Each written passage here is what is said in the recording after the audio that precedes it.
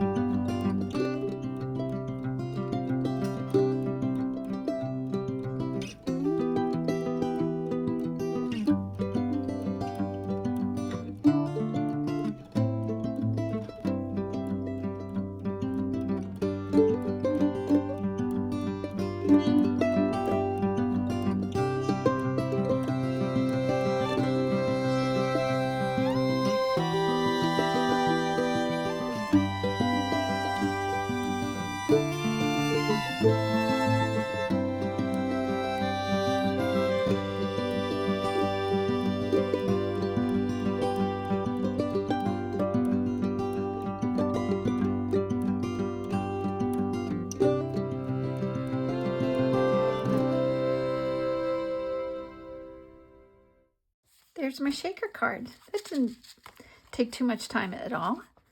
Love filling the well with the sequins. And the trick is to put the window sheet on the top and on the bottom of your shakers, because then you can line up the background and not have to worry about spilling. Well, thank you so much for watching. Don't forget to hit like, share, and subscribe, and I'll see you next week. Bye.